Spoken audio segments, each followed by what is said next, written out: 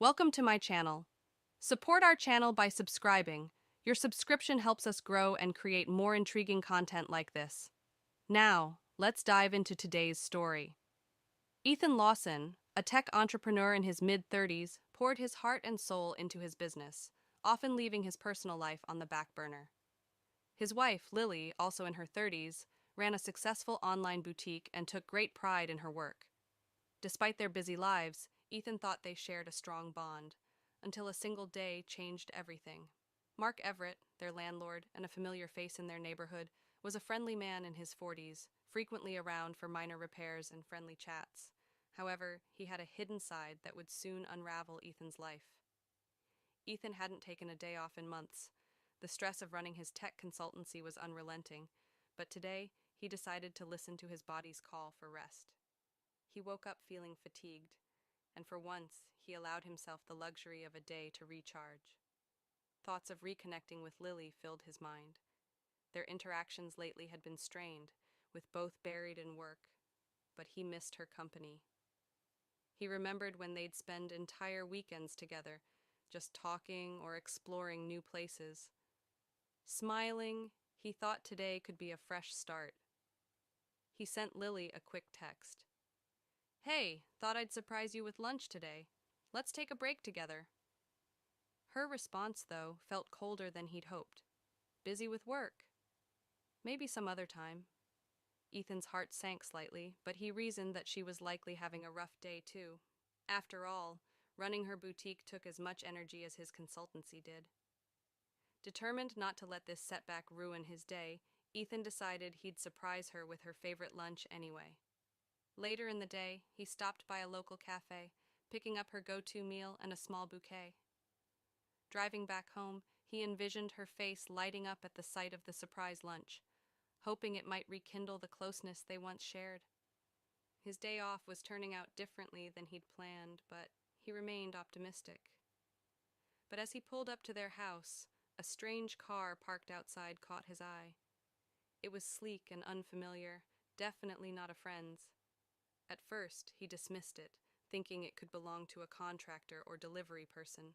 However, the feeling of unease was hard to ignore. As he approached the door, he heard laughter, Lily's, interwoven with a man's voice that sounded unsettlingly familiar. Standing at the door, bouquet in hand, he felt his stomach churn. He told himself he was overreacting, but a gnawing suspicion urged him to step inside quietly. As Ethan entered their house, he moved cautiously, his footsteps barely audible. The laughter he'd heard from outside was now clearer. It was indeed Lily, but her tone wasn't one he recognized. She sounded carefree, almost flirtatious, something he hadn't heard in months.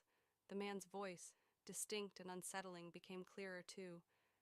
That's when it hit him. It was Mark, their landlord. Ethan's grip on the bouquet tightened as he moved closer to the living room. Ethan observed them from behind the doorframe, feeling his heart pound in his chest. The sight before him made his breath catch.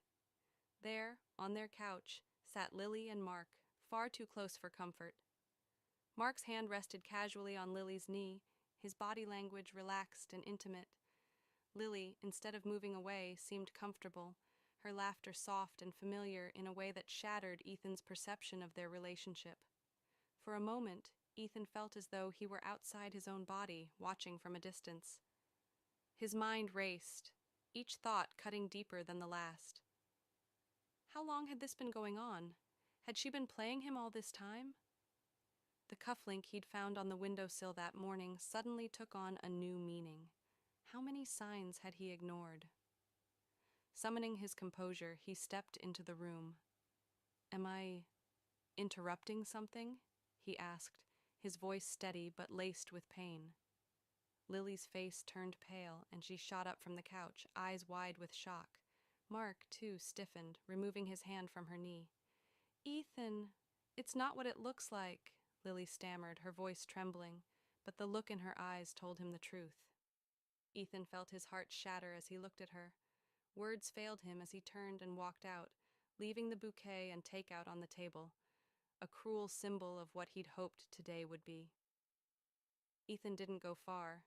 He stood on the front porch, fighting back tears as he processed the betrayal he had just witnessed. The love he had poured into their relationship, the sacrifices he had made, everything felt like a cruel joke.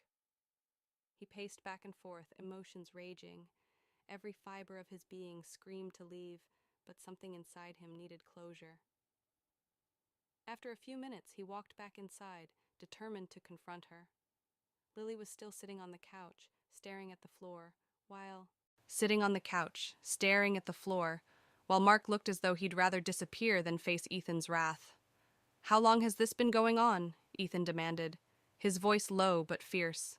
His eyes were locked onto Lily, who couldn't meet his gaze. Lily fumbled with her words. "Ethan, I'm so sorry. It just happened. It didn't mean anything." "Didn't mean anything?" Ethan repeated, his voice rising. "You've been seeing him here in our home and it didn't mean anything? Is that what I am to you?" Mark tried to interject, but Ethan silenced him with a glare. "Get out," he said firmly. "Leave, now." Mark didn't need to be told twice. He grabbed his jacket and made a hasty exit, muttering apologies that fell on deaf ears. Once they were alone, Lily broke down. "Ethan, please let me explain. I was lonely. You've been so distant, always at work. I didn't feel loved anymore." Ethan laughed bitterly. "So this is my fault? I was working to build a future for us, and this is how you repay me?" Lily's tears flowed freely, and she reached out to him, but Ethan pulled away. "I don't know if I can ever forgive you," he said, his voice cold. "Right now, I need space." Her face crumpled, but she nodded, grateful he hadn't asked her to leave immediately. She couldn't have known that this was the calm before the storm he was about to unleash. Over the next few days, Ethan maintained a veneer of calm. He allowed Lily to think he was considering reconciliation, even allowing her to stay at home, giving her a glimmer of hope that their relationship might survive this. But inside, he was seething. Every time he looked at her, memories of that betrayal replayed in his mind, each one fueling his resolve. Lily, oblivious to the storm brewing within him, did her best to make amends.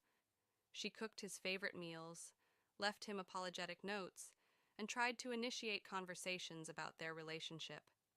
Ethan responded with minimal engagement, giving her just enough to believe that forgiveness was possible. In reality, he was biding his time, plotting his revenge with meticulous detail. He spent hours at night going through her boutique's online platform, reviewing all the work he had helped her set up. He had access to her inventory, her customer lists, her social media accounts, all the tools she had relied on to grow her business. Slowly, he began gathering everything he needed to execute his plan. During the day, he kept up the act, even suggesting they go to counseling. Lily's relief was palpable. She believed their relationship could be saved. She had no idea that he was waiting for the perfect moment to pull the rug out from under her. He wanted her to feel secure, to believe they had a future, before he took everything away. One evening, when Lily left to visit a friend, Ethan decided it was time to begin. He accessed her website, deleting products one by one, erasing the customer database she had built painstakingly over years. With every click, he felt a grim satisfaction knowing he was dismantling the business that meant so much to her. He drafted a cryptic message to her loyal customers, apologizing for the sudden closure and stating that the boutique would be shutting down indefinitely. His hands didn't tremble. His actions were steady and purposeful.